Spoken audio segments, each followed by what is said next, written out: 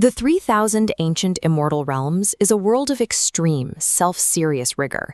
Here, prodigies spent decades in isolated meditation and agonizing physical trials just to build a baseline reputation. Jiang Yu ignores this entire progression.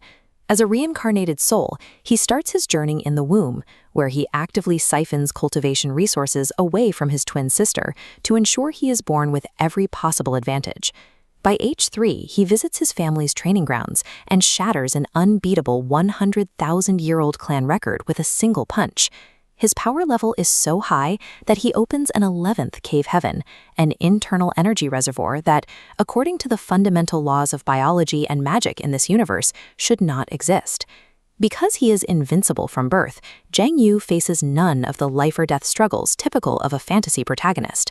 Without the threat of being killed by rivals, his focus shifts from survival to sheer disruption. However, Jiang Yu still faces one major obstacle: his family. While he can level mountains, he is still a child subject to the discipline of his parents and ancestors, and his public reputation matters to the Jiang clan. To bypass these restrictions, he applies the logic of a modern digital troll, creating an untraceable burner account named Ye Fan. This identity acts as a perfect buffer. It absorbs every bounty, death threat, and retaliatory strike, leaving Jiang Yu's reputation completely spotless. This strategy turns a traditional heroic journey into a comedic crime spree, where the perpetrator never has to face the fallout of his actions. Jiang Yu's first major playground is the virtual god realm, a spiritual matrix where the elite of the world project their souls to train and fight without risking their physical bodies. He enters with simulation under his Ye Fan alias, ensuring that nothing he does inside the matrix can be traced back to his real-world family. Once inside, he mercilessly hunts down arrogant clan heirs, plucking the divine feathers from the golden-winged Peng King and extorting the prince of the Qingzhou clan for his dragon tendons. He ignores the sacred traditions of the realm, treating it like a toxic video game lobby where the primary goal is to grief other players for their rarest loot. The humiliated clans pool their resources to place a massive server-wide bounty on Ye Fan's head, making him the most wanted man in the simulation. Jiang Yu responds by turning himself in to the very people hunting him, purely so he can collect the bounty money on himself. The ensuing chaos draws in 10 massive beast kings, creatures with god-level power.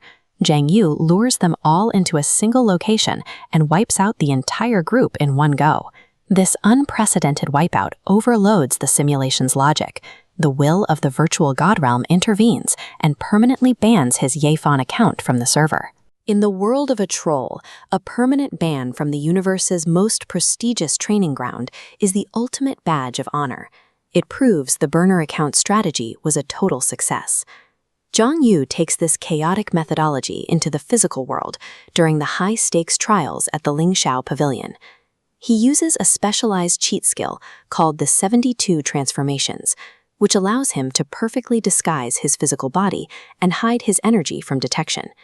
He uses this shapeshifting to slip past the pavilion's defenses, bypassing the grueling assessments and traps that other geniuses have spent years preparing for. He eventually locates and consumes the pavilion's prized 1-million-year-old medicine king herb. Within minutes, a sacred, multi-generational trial is ruined, and no one present can figure out how the thief got in. Immediately after the theft, Jiang Yu drops his disguise and reverts to his innocent son of God persona. He then publicly blames the entire disaster on his alter ego, Ye Fan. He goes as far as publicly joining the manhunt for himself.